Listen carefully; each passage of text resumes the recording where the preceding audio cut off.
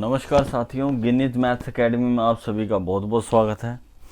साथियों, स्क्वायर और रेक्टेंगल के मोस्ट इम्पॉर्टेंट क्वेश्चंस हम कर ही चुके हैं और आज से जो हमारी कई वीडियो आने वाली हैं वो आएंगी मेंसुरेशन में।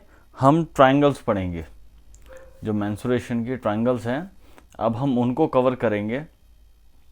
और साथियों, मैं पूरी उम्मीद करूंगा कि आपने जो वीडियो अभी तक देखी है वो आपको बहुत अच्छी लगी होंगी और इसी तरीके की जो आपके कॉम्पिटिटिव एग्ज़ाम्स में आपको बहुत फ़ायदा पहुंचाएंगी, ऐसी वीडियो मैं लगातार आपके आगे लाता रहूँगा। तो ठीक है साथियों, हम अपनी आज की जो क्लास है वो स्टार्ट करते हैं। और उससे पहले मैं एक बात आपसे अवश्य कहना चाहूँगा कि अगर आपने अभी तक चैनल को सब्सक्राइब नहीं करा है तो प्लीज़ चैनल को सब्सक्राइब ज़रूर कीजिए और अपने दोस्तों के साथ ज़रूर शेयर कीजिए। बेल आइकन ज़रूर दबाइएगा।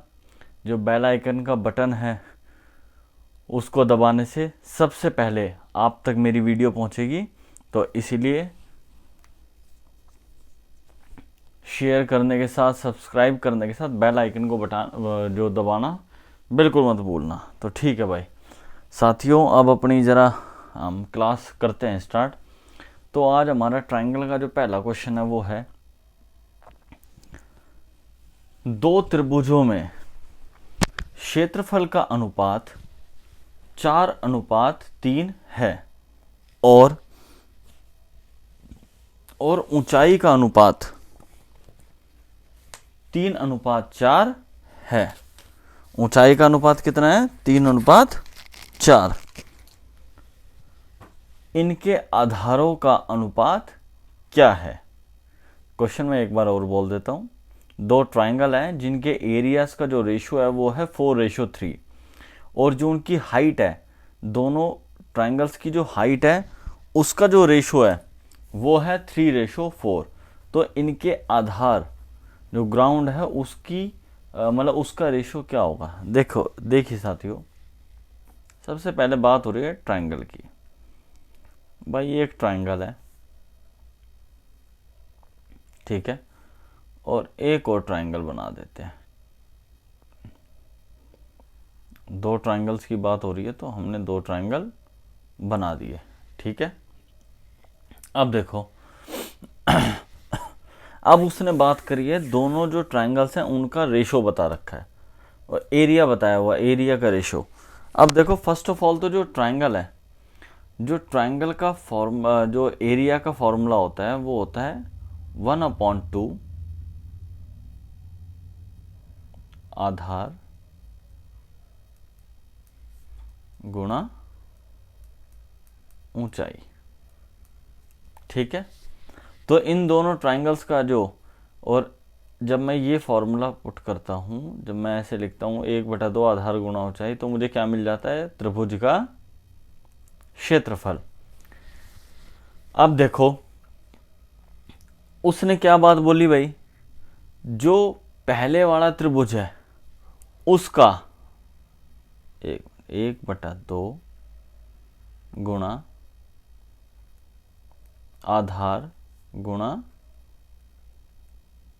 ऊंचाई, ठीक है।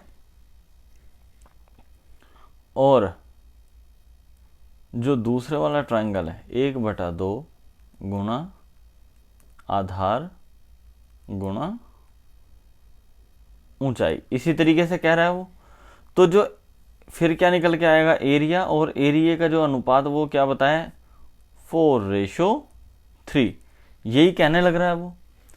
अब देखो, जो ये वाला एरिया निकल के आया वो किस तरीके से निकल गया? 1/2 इंटू आधार मुझसे पूछा ही है और हाइट मुझे फर्स्ट वाले ट्रायंगल की रेशो में क्या हाइट दे रखी है?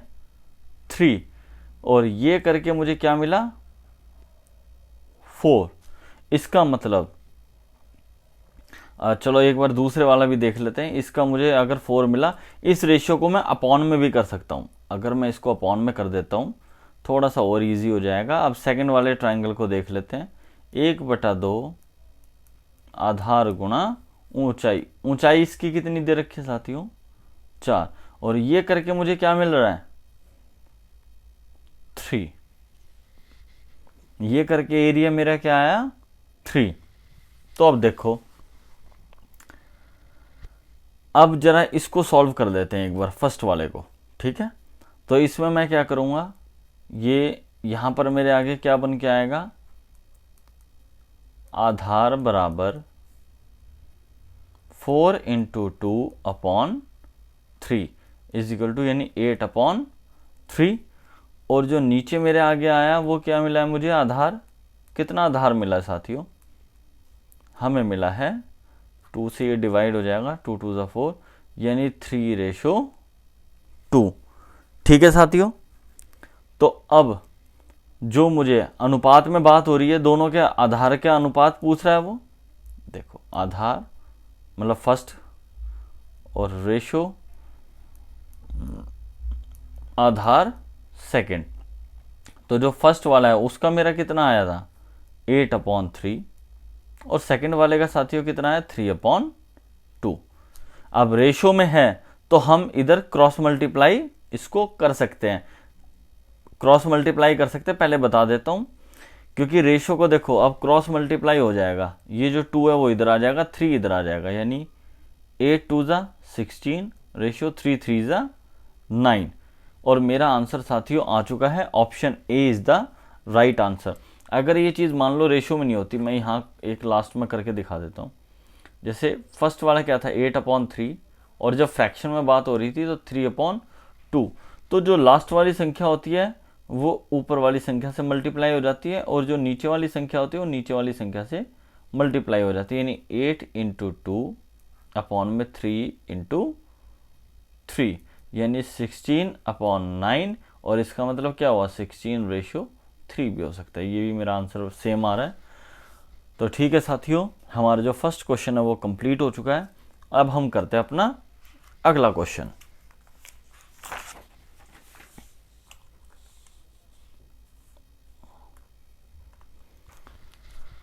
तो ठीक है साथियों, जो हमारा अगला क्वेश्चन है वो है, किसी त्रिभुज की भुजाएं 3, 4, 5 सेंटीमीटर है।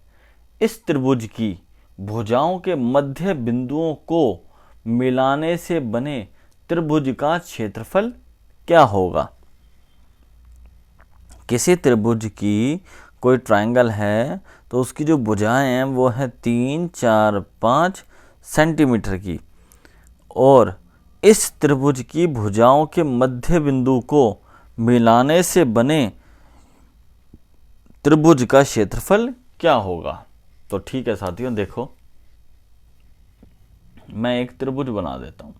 ठीक है, ये हमने एक ट्रायंगल लिया। अब ये ट्रायंगल बनाने के बाद क्या कह रहा है साथियों? एक त्रिभुज की भुजाएं हैं। आप ये मान लीजिए भाई, मान लो ये 3 सेंटीमीटर की है, ये 4 सेंटीमीटर की है, और ये 5 सेंटीमीटर की है। यानी इससे मुझे क्या पता लग रहा है? इससे मुझे क्या पता लग रहा है कि जो त्रिभुज है वो क्या है? एक विषम बाहु त्रिभुज है। क्या पता लग रहा है साथियों? ये जो ट्रायंगल है मेरा क्या है? विषम बाहु त्रिभुज। ठीक है, ये बात हमें समझ में आ चुकी है। तो देखिए साथियों, अगर मुझे विषम बाहु त्रिभुज का क्षेत्रफल निकालना है, उन्होंने पहले कहा है इस त्रिभुज की, अच्छा चलो कोई बात नहीं, वो बाद में बताऊंगा। अब उसने क्या बात बोली है? चलो पहले विषम बाहु त्रिभुज का क्षेत्रफल निकालना है। तो इसमें क्या करते हैं साथियों, जो परिमाप है पहले परिमाप निकालेंगे, फिर परिमाप को क्या कर देंगे? हाफ कर देंगे। जो परिमाप निकालने के बाद उसको क्या करेंगे? उसका हाफ कर देंगे। और जो हाफ है उस हाफ में से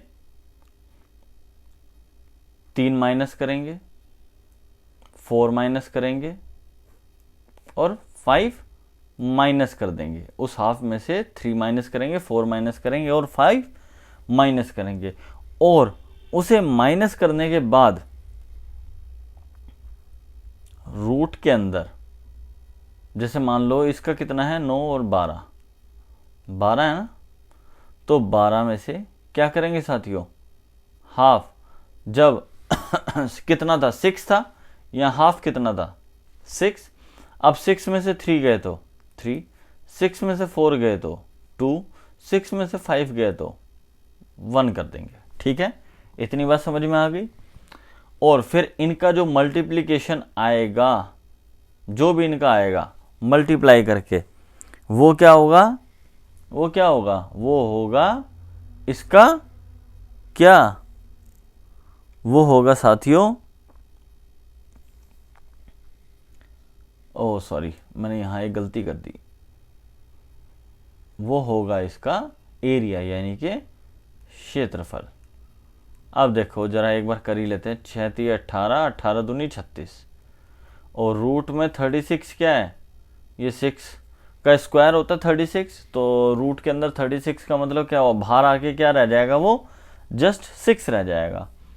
तो अब मुझे जो इसका क्षेत्रफल है वो कितना मिला, जैसे अगर ये मीटर में है, मान लो सेंटीमीटर में, 6 सेंटीमीटर स्क्वायर। ठीक है, तो मेरा जो क्षेत्रफल है साथियों वो आ चुका है इस तरीके से। तो इसका अगर इसका क्षेत्रफल निकालने की बात होती तो हमारा 6 सेंटीमीटर स्क्वायर आता। मगर क्वेश्चन ने क्या बात बोली है, इस त्रिभुज की भुजाओं का मध्य बिंदु, यानी कि मान लो इस वाली जो भुजा है इसका मिडल पॉइंट ये है। ठीक है, इस वाले का मिडल पॉइंट ये है और इस वाले का मिडल पॉइंट ये है। अब मध्य बिंदु को मिलाने से, अब मैंने मध्य बिंदु मिलाई तो एक ये मिल गई, एक ये मिल गई और एक ये मिल गई। अब आपको क्या दिख रहा है,